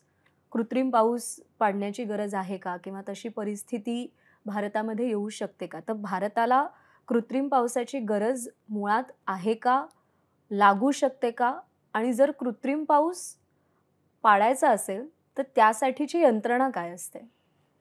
मला आठवतंय, मी कॉलेजला होतो तेव्हा पहिला प्रयोग महाराष्ट्रातला करण्यात हं. आला होता आणि हा मराठवाडा, बारामतीवरून त्याची विमानांची उड्डाणं झालेली होती आणि मराठवाडा वगैरे या सगळ्या भागामध्ये फवारणी हं. केली होती. आणि तेव्हा त्याला फारसं यश आलं नाही हं. आणि मग तो अ, गुंडाळण्यात आला प्रकल्प. हं. त्याच्यानंतर परत काही त्याच्यावर चर्चा झाली नाही. पण नंतर परत 2009ला महाराष्ट्रात परत दुष्काळ पडला. हं. परत चर्चा सुरू झाली आणि हं. तेव्हा केंद्र सरकारच्या पुढाकाराने एक कायपेक्स नावाचा प्रकल्प सुरू झाला. हं. तर त्यांचं म्हणणं असं होतं की 2002ला जे आपण केलं होतं ना, ते वैज्ञानिक पद्धतीने केलेलंच नव्हतं म्हणून त्याला यश आलेलं नव्हतं. हं. सो कृत्रिम पाऊस जर पाडायचा असेल तुम्हाला, तर त्याच्यासाठी आधी तुम्हाला ढगाचा अंतरंग समजून घेणं आवश्यक आहे. हं. म्हणजे तुम्हाला त्या ढगामधून मॅक्सिमम पाणी काढून घ्यायचं असेल, तर आधी एक तर ढग समजून घेणं आवश्यक आहे आणि हं. काय फवारल्यानंतर त्याच्यातून मॅक्सिमम पाणी मिळेल. सो हे नंतर आपल्याला कळेल. म्हणून तो कायपेक्स प्रकल्प 2-3 टप्प्यांमध्ये राबवण्यात आला. हं. त्याच्यासाठी सोलापूरला एक रडार त्यांनी उभारला आणि सोलापूरला नंतरच्या टप्प्यामध्ये त्यांनी प्रयोग केले. हं. तर गेल्या काही वर्षांमध्ये मागच्या वर्षीच त्यांनी त्याचे रिझल्ट जाहीर केले आणि असं त्यांना दिसून आलं की जवळपास 28% त्यांना एन्हान्स करता आली ॲक्टिव्हिटी. हं. हं. ज्या ठिकाणी पाऊस नाही केली म्हणजे त्यांनी कृत्रिमरित्या फवारणी नाही केलेली, हं. त्याच्या तुलनेमध्ये जिथं फवारणी केली तिथं 28 ते 45% त्याच्यामध्ये वाढ झालेली आहे. हं. सो बेसिकली काय आहे, की आपल्या महाराष्ट्रामध्ये मराठवाड्याचा एक मोठा भाग असा आहे, की जो कायमस्वरूपी पर्जन्यछायाच्या प्रदेशात येतो. हं. म्हणजे आपला पश्चिम घाट जो आहे सह्याद्रीचा, तिथून हं. साधारणतः एक 15-20 किलोमीटरपासून एक पूर्वेला एक मोठा भाग असा सुरू होतो, की जिथे पावसाचं प्रमाण खूप कमी आहे. हं. आणि मराठवाड्याचा असा एक मोठा भाग आहे, की ज्या भागामधून कमी दाबाचे क्षेत्र जवळून पास होत नाहीत आणि हं. त्याच्या प्रभावामुळे पण पाऊस मिळत नाही. हं. तर हा कायमच तसा राहणार आहे. हं. तर मग तिथं पाऊस न पडत असल्यामुळे त्याचा भार इतर भागांवर पण पडतो. तिथून स्थलांतर होतात. हं. अनेक समस्या त्या भागामध्ये पण निर्माण होतात. त्यामुळे जर पाऊस तिथं आपल्याला पाडता आला, तर ते तिथल्या शेतकऱ्यांच्यासाठी पण चांगलं असू हं. शकतं. पण म्हणून मग हा प्रयोग झाल्यानंतर आता आपल्यासमोर एक आशा निर्माण झाली आहे. तर हं. IITने काय केलं, की ते ढगांचं तर स्वरूप निश्चित केलंच, हं. पण नेमकी कुठल्या वेळेला, कुठल्या प्रकारच्या क्षारांची फवारणी त्या ढगांमध्ये करायची, याचं एक फॉर्म्युला आता तयार केलेलं आहे. हं. आता जेव्हा कधी आपल्या महाराष्ट्र सरकारला किंवा इतर कोणाला आवश्यक असेल, कर्नाटक, महाराष्ट्र, तेलंगणा, आंध्र प्रदेश यांना मेनली हं. गरज आहे असं आपल्याला दिसून येतं. त्यापैकी कर्नाटकाने ऑलरेडी ते लागू पण केलेलं आहे हं. आणि त्यांच्याकडे त्याचे परिणामही चांगले सकारात्मक हं. परिणाम दिसून पण आलेले आहेत. हं. उत्तर कर्नाटकामध्ये की त्यांनी या पद्धतीने पाऊस वाढवून घेतला आणि त्याचा फायदा शेतकऱ्यांना झालेला पण आहे. ओके. सो येत्या काळामध्ये आता काय झालं, गेल्या 3-4 वर्षांमध्ये ला निनाची स्थिती असल्यामुळे हं. प्रशांत महासागरामध्ये पाऊस चांगला होतोय आपल्याकडे. हं. त्यामुळे हा विषय थोडा मागे पडलाय. हं. पण ही अशी स्थिती राहील असं सांगता येत नाही. तर भविष्यामध्ये कदाचित एल निनोची स्थिती पण येऊ शकते आणि मग त्यावेळेस मग आपल्याला याची गरज लागू शकते. एक ना 2 टर्मिनॉलॉजीज जे आपण मगाचपासून बोलताना तुम्ही वापरताय. एक म्हणजे कमी दाबाचा पट्टा आणि एल निनो आणि ला निना. तर मुळात कमी दाबाचा पट्टा आणि पाऊस हे कसं तुम्ही एक्सप्लेन करा? म्हणजे कमी दाबाचा पट्टा म्हणजे नेमकं काय ती भौगोलिक स्थिती असते एक आणि एल निनो आणि ला निना ची सिच्युएशन क्रिएट होणं किंवा तशी परिस्थिती निर्माण होणं प्रशांत महासागरात, म्हणजे नेमकं तिकडे घडतं काय? ॲक्चुअली तो फिनॉमेना काय असतो? ओके. सो कमी दाब पहिल्यांदा एक्सप्लेन करतो. मान्सून काळामध्ये मान्सून सक्रिय आहे किंवा सध्या मान्सून सक्रिय नाही, हं, हे ठरवलं जातं की त्या काळामध्ये कमी दाबाची क्षेत्र तयार होत आहेत की नाही होत आहेत. हं, तर कमी दाब म्हणजे काय? सिंपल गोष्ट आहे की दाब हवेची दिशा वरून खाली आहे की खालून वर आहे. हं, सो बंगालच्या उपसागरावरचं जर तापमान नॉर्मलपेक्षा नॉर्मल समजा 27 डिग्री आहे, तर 29 डिग्री असेल किंवा 30 डिग्री असेल, तर त्याचं उबदार टेम्परेचर आहे. हं, आणि मग त्यापैकी काही भागांवर वाऱ्यांचं एखाद्या भागावर वारे चक्राकार पद्धतीने फिरायला सुरुवात होते हं, आणि ते ऊर्ध्वगामी असतात, म्हणजे वर वर वर जाणारे असतात. हं, आता इथे जर कमी दाब झाला म्हणजे इथली जर जमीन तापली तर इथली हं, हवा वर जाणार आहे. हं, ही हवा वर गेली म्हणजे इथे कमी दाब झाला. हं. वरून खाली दाबलं म्हणजे जास्त दाब झाला. हां. हा, तो खालीन वर जात असताना ही जागा तर भरून काढायला पाहिजे, पोकळी तयार हं, झाली. हं, म्हणून समुद्रावरचे बाकीचे सगळे वारे ती पोकळी भरून काढायचा प्रयत्न हं, करतात आणि समुद्रावरून ते वारे येत आहेत, त्यामुळे त्याच्यामध्ये बाष्पासहित ते येतात. हं. मग ते बाष्प त्या वाऱ्यांच्या सोबत वर वर वर जायला सुरुवात होते आणि मग आपल्या बऱ्याच दिसते की समुद्रावर असा मोठा ढगांचा हो. पॅच दिसतो. हं, सो बेसिकली त्याच्या खाली हे असं दुरोणासारख्या आकारामधून ते वरपर्यंत आलेलं असतं. हं, सो याला आपण म्हणतो की कमी दाबाचं क्षेत्र तयार झालं. हे बंगालच्या उपसागरावर तयार होतं, हं, पण त्याचा प्रभाव अरबी समुद्रावर पण पडतो. हं. सो अरबी समुद्रावरून काय होतं की इथे कमी दाबाचं क्षेत्र तयार झालं की अरबी समुद्रावरचे वारे पण त्याच्याकडे खेचले जातात. तेच नाही. पण मध्ये आहे सह्याद्रीचा पट्टा. हं, मग सह्याद्री त्या वाऱ्यांना रोखून धरायचा प्रयत्न करतात हं, आणि रिॲक्शननी हे वारे परत मागे फिरतात आणि इथे एक कमी दाबाचा पट्टा तयार होतो, हं, ज्याला ऑफशोर ट्रफ म्हणतो आपण. हं, समुद्र सपाटीला समांतर कमी दाबाचा पट्टा जो कोकण किनारपट्टीला दिसतो, म्हणजे हं. कोकणाला जो पाऊस मिळतो तो या ऑफशोर ट्रफमुळे आपल्याला हो. मिळतो. पण त्या ऑफशोर ट्रफ तयार होण्याची जी प्रक्रिया आहे, हं, तर त्याच्यामध्ये काही वेळा हे इकडचं बंगालच्या उपसागरातलं कमी दाबाचं क्षेत्र पण महत्वाचा रोल प्ले हं, करतं. हं, प्रत्येक वेळेस ते असेलच असं नाही. काही वेळा स्वतःहूनच वारे स्ट्रॉंग असतील तर हं. तेव्हाही तो कमी दाबाचं क्षेत्र तयार होईल. पण एवढं आपण लक्षात घ्यायला पाहिजे की 1 जून ते 30 सप्टेंबर रोज पाऊस पडणार नाही. नाही. जेव्हा हे कमी दाबाचं क्षेत्र तयार होईल, हं, तेव्हा हे विंड स्ट्रॉंग होतील अरबी समुद्रावरून आणि मग हं, तेव्हा आपल्याकडे इथे पाऊस सुरू होईल. हं, हं, हं, तिकडे जर क्षेत्रच नसेल हं, किंवा हे जे मेन विंड्स आहेत हेच जर स्ट्रॉंग नसतील, तर तो हं, तसा पाऊस मिळणार नाही. हं, दुसरं, हे कमी दाबाचं क्षेत्र तयार झालं तर याची टेंडन्सी 2 प्रकारे असते, हं, की याचा प्रयत्न असतो की आपण उत्तरेकडे जायचा. हं, आणि वरून जाणारे जे वारे असतात हे त्याला पश्चिमेकडे ढकलतात. हं, त्यामुळे ते वायव्येकडे येतं. ॲक्चुअली त्याचं जे हं, रिझल्ट म्हणून आहेत. हं, हं, त्यामुळे बंगालच्या उपसागरावर तयार झालेलं जे क्षेत्र आहे ते बहुतांश वेळा आंध्र प्रदेश किंवा ओरिसाची किनारपट्टी हं, ओलांडून, छत्तीसगड ओलांडून मध्य प्रदेशवर जातं आणि हं, हा एक मध्ये बरोबर असा पट्टा तयार होतो, ज्याला मान्सून झोन म्हणतात, हं, की ही सगळी कमी दाबाची क्षेत्र या मान्सून झोनवरून ट्रॅव्हल करत असतात. हं, हं, आणि त्या मान्सून झोनवरून जेव्हा हे ट्रॅव्हल करणार आहेत, तेव्हा मग विदर्भाला पण पाऊस देऊन जाणार आहेत हं, ते. हं, हं, सो त्यामुळे प्रादेशिक मान्सूनच्या पाण्याचं जे वितरण आहे, ते हं, या घटनेवर अवलंबून हं, असतं. हं, त्याच्यामधून मराठवाडा आपल्याकडचा मिस होतो. त्याला हं, ना तिकडून पाऊस मिळतो आणि ना या बंगालच्या उपसागराकडून पाऊस मिळतो आणि म्हणून मराठवाड्यामध्ये पावसाचं प्रमाण कमी आणि हे असंच राहणार आहे. हं, त्याच्यामध्ये बदल होणार नाही. हं, कधी काही वेळा ती कमी दाबाची क्षेत्र मराठवाड्यावरून सरकली तरच हं, आपल्याला त्या भागामध्ये जास्त पाऊस बघायला मिळतो. प्रशांत महासागरामध्ये दुसरा जो प्रश्न आहे एल निनो आणि ला निना. हं, सो बेसिकली अगदी साध्या सोप्या भाषेत सांगायचं तर प्रशांत महासागर विषुववृत्ताच्या जवळचा जो प्रशांत महासागर आहे, हं, तर तिथलं जर तापमान सरासरीपेक्षा जास्त असेल, हं, सलग 3 महिने 0.5 अंश सेल्सिअसपेक्षा जर जास्त राहिलं तर त्या हं, स्थितीला एल निनो म्हणलं जातं. हं, हां, आणि याच्या उलट असेल की सरासरीपेक्षा कमी असेल हं, 0.5 नी सलग 3 महिने, तर त्याला ला निना म्हणलं जातं. हं, आता तिकडचं तापमान प्रशांत महासागरावरचं जर जास्त असेल, तिथं हं, जर उबदार पाणी असेल, तर त्या भागावर कमी दाब असणार आहे आणि प्रशांत महासागर महाप्रचंड आहे. हं, तर त्यामुळे तिथलं जर तापमान वाढलं, तर ते वाऱ्यांचा प्रवाह पूर्ण वळवू शकतो तो हं, रिजन. हं, आणि त्यावेळेस असं होतं, की जेव्हा तिकडे तापमान जास्त आहे, तर तेव्हा भारतावर कमी बाष्पयुक्त वारे येतात हं. आणि तिकडे जास्त येतात आणि त्यामुळे मग जेव्हा एल निनोची स्थिती असते, तेव्हा भारतामध्ये पाऊस कमी असतो. सरासरीपेक्षा कमी हं, पाऊस होतो हं, किंवा अपुरा पाऊस होतो. हं, या उलट असं होतं, की ला निना असेल, तर त्यावेळेस तिथे थंड असतं आणि आपल्या हिंदी महासागराचं तापमान जास्त असतं. जास्त असतं. या बाजूचं तापमान जास्त हं, असतं आणि जर तेव्हा तसं असेल, तर मग आपल्याकडे जास्त पाऊस पडतो. पाऊस पडतो. सो गेल्या काही वर्षांमध्ये ला निनाची स्थिती लागोपाठ आलेली होती. त्यामुळे हं, आपल्याकडे पाऊस सरासरीपेक्षा जास्त झाला. हं, पण 2014 ते 16च्या काळामध्ये आपल्याकडे दुष्काळ बघायला मिळाले, तर त्यावेळेस हो. एल निनो होती. हं, IMDच्या नोंदी असं सांगतात साधारणतः 1971 पासून ते आत्तापर्यंत जवळपास 73% वेळा जेव्हा एल निनो होता तेव्हा 73% वेळा भारतामध्ये अपुरा पाऊस झालेला आहे. तर हां. आपण पावसाबद्दल बोलतोय आणि पाऊस आणि प्रेम या गोष्टी खूप एकमेकांशी जोडल्या गेलेल्या आहेत. म्हणजे आपण आत्तापर्यंत वैज्ञानिक दृष्टिकोनाने पाऊस एक्सप्लोर केला. पण पाऊस म्हटलं की कालिदासाच्या मेघदूताशिवाय त्यावरच्या गप्पा पूर्ण होऊ शकत नाहीत आणि त्याच मेघदूताची आणि पावसाची सांगड घालून तुम्ही प्रवास केलेला आहे, तुम्ही निरीक्षण केलेलं आहे. या गप्पांच्या शेवटाकडे येताना मला त्या प्रवासाबद्दल ऐकायला आवडेल. तुम्हाला त्या सगळ्या प्रवासात पाऊस कसा दिसला, कसा कळला आणि तुमच्या हातात काय निरीक्षणं लागली? प्रोजेक्ट मेघदूतची सुरुवात आम्ही 2011 मध्ये केली होती. याच्यामध्ये सुरुवातीला असं की ह्या मान्सूनकडे मी फक्त पत्रकार म्हणून बघत होतो. रिपोर्टिंग करायचं. IMDला कॉल केला की IMD सांगणार आहे कमी दाबाचे क्षेत्र आज आहे म्हणून पाऊस पडतोय किंवा आज नाहीये म्हणून नाही पडत आहे. सो ही जी काही टर्मिनॉलॉजी होती मला असं वाटायचं की आपण लिहून तर देतोय पण हे खरंच लोकांना समजत असेल का? आणि दुसरं असं की ऑफशोर ट्रफ ऍक्टिव्ह आहे म्हणजे काय? ऍक्च्युली म्हणजे कोकणात काय घडतंय तिथे आपल्याला ऑफशोर ट्रफ जसं ते द्रोणीय स्थितीत तसं द्रोणासारखा आकार दिसणार आहे का आकाशात?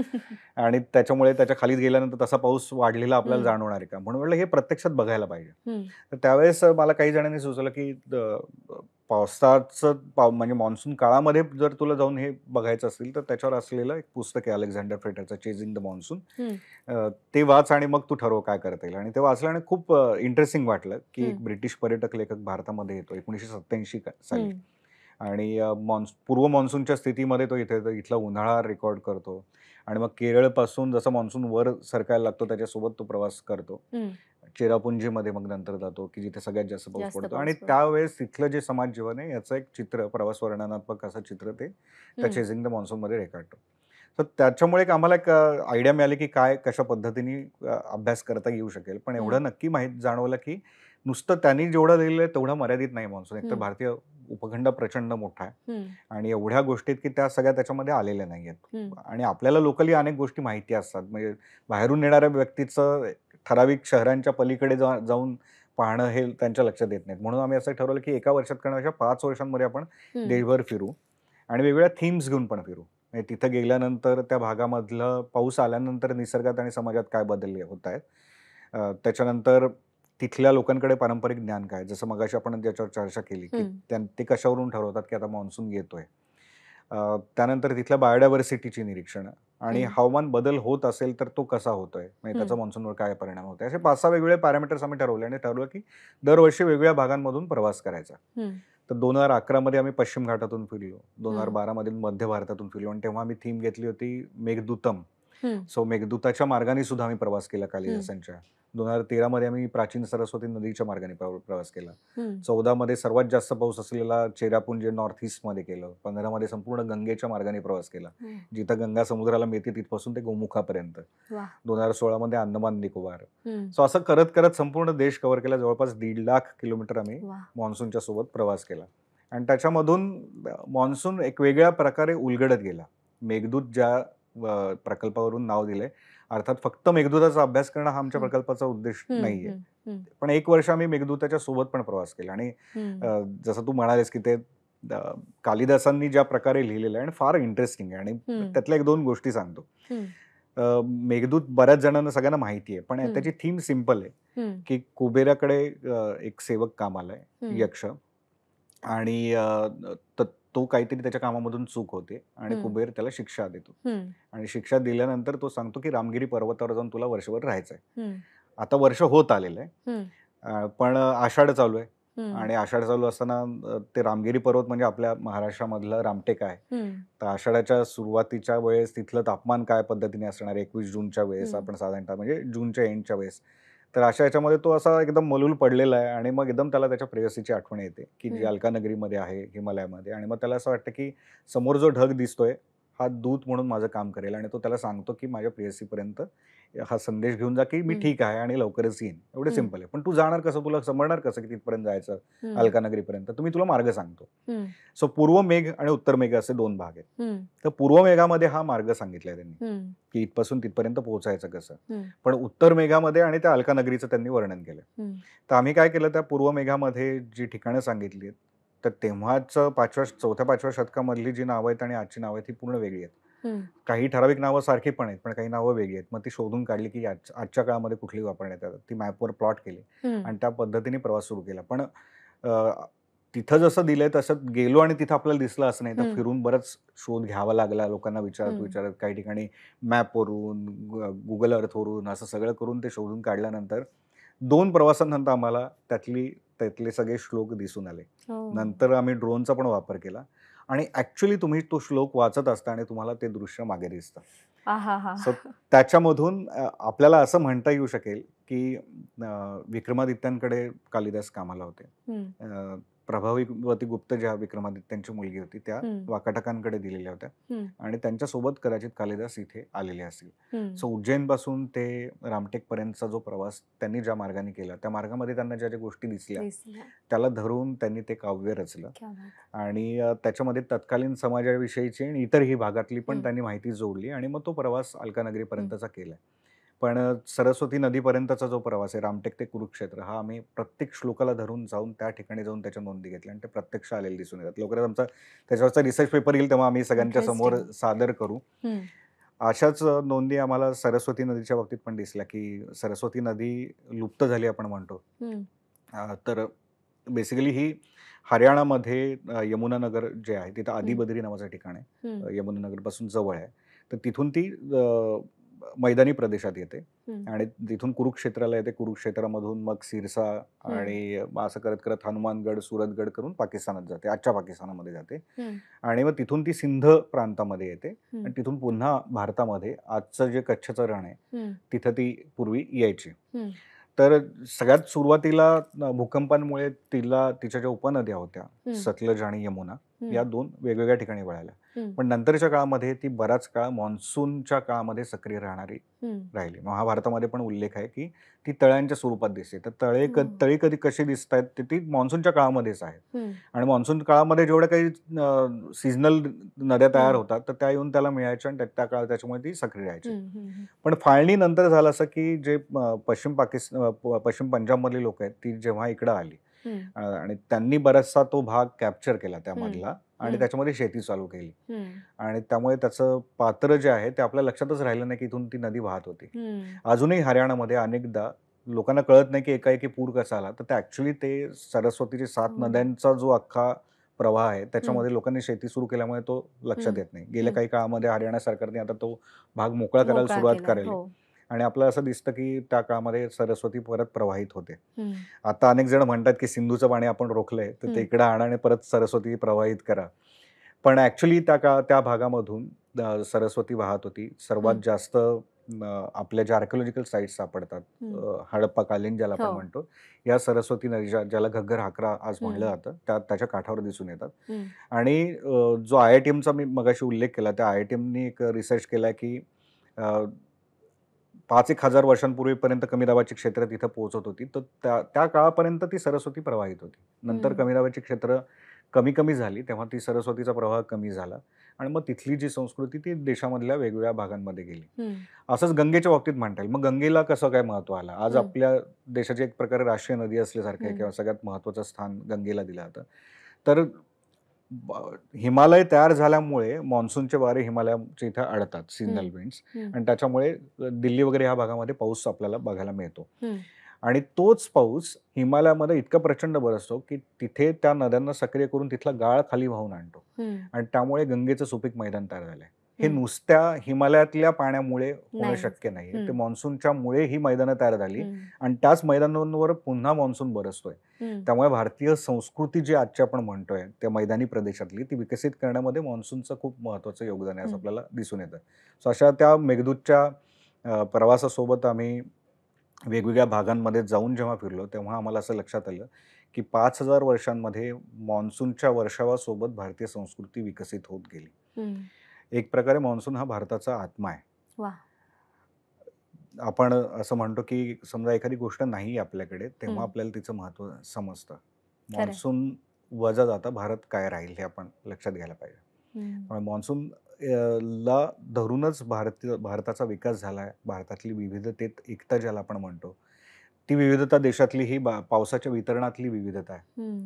ज्याला आज आपण खानदेश म्हणतो समजा, किंवा विदर्भ म्हणतोय, मराठवाडा म्हणतोय, पश्चिम महाराष्ट्र म्हणतो, कोकण म्हणतोय. हं, सो हे त्या ठिकाणचा पाऊस एकसारखा आहे. हं, म्हणून ती विविधता तयार झाली. लोकल लेव्हलला त्या पद्धतीने लोकल लेव्हलची संस्कृती तयार झाली. हं. आणि एकता ती आहे, की हा संपूर्ण देश त्या एका मान्सूनच्या चक्रावर आधारित क्या आहे. बात है! त्या चक्राची सुरुवात आता पुढच्या काही दिवसांमध्ये होणार आहे.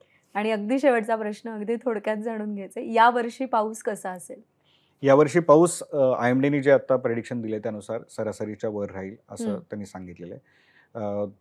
आता हे कसं आहे, की ह्या 4 महिन्यांचं वितरण ते एकत्रित मिळून सीझनच्या शेवटी हं, ते दिलेलं असतं. हं, काही वेळा तो पाऊस एखाद्या भागामध्ये जास्त होतो, एखाद्या भागामध्ये कमी होतो. हं, पण महाराष्ट्राचा विचार करता महाराष्ट्रामध्ये सुद्धा सरासरीच्या वर दाखवलेला आहे त्यांनी पाऊस. हं, आता लवकरच म्हणजे 30 तारखेला त्यांचा अपग्रेडेड अंदाज येईल. कारण हं. दोनदा अंदाज दिला जातो. एक हं. एप्रिलच्या मध्यात दिला जातो, एक मेच्या शेवटी दिला शेवटी जातो. दिला जातो. तर आता लेटेस्ट जो अंदाज आहे तो आपल्याला आल्यानंतर समजेल. पण आता तो यावर्षी सरासरीच्या वर राहील असं सांगितलेलं आहे.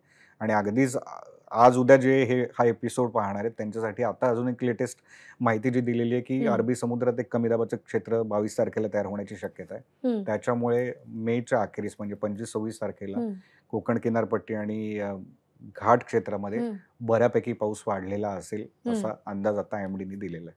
क्या बात है! सर वेल इन्फॉर्म्ड असणं आणि वेल एज्युकेटेड असणं यामध्ये खूप फरक आहे. शाळेमध्ये भूगोलाच्या तासाला बसून भूगोलाच्या पुस्तकाची पानं उलगडताना आम्ही फक्त वेल इन्फॉर्म्ड होत होतो. आम्हाला इन्फॉर्मेशन मिळत होती. पण आज मान्सूनची वेगवेगळी रूपं, मान्सून आणि भारतीय संस्कृती, मान्सून आणि विज्ञान, मान्सूनचा प्रवास हे सगळं तुम्ही इतक्या सुंदर पद्धतीने उलगडून सांगितलेत, की आता पावसाकडे बघण्याचा दृष्टिकोन आणखी व्यापक झालाय, आणखी प्रगल्भ झालाय आणि पाऊस आता यावर्षीचा मयुरेश प्रभुणे सरांनी सांगितलेला पाऊस अनुभवायला मला स्वतःला खूप आवडेल आणि अर्थात जे हा पॉडकास्ट बघणार आहेत त्यांना देखील ही माहिती, पाऊस, त्याचं महत्त्व या गप्पानंतर कळलं असेल. आज इथे आलात आणि पाऊस उलगडून सांगितलात त्याबद्दल अगदी मनापासून आभार. थँक्यू. धन्यवाद. आणि यासोबत पॉडकास्टच्या या भागामध्ये आत्ता वेळ झाली इथेच थांबण्याची. पुन्हा भेटूया नव्या पॉडकास्टमध्ये नव्या पाहुण्यांसोबत नवा विषय घेऊन. एबीपी माझा, उघडा डोळे बघा नीट.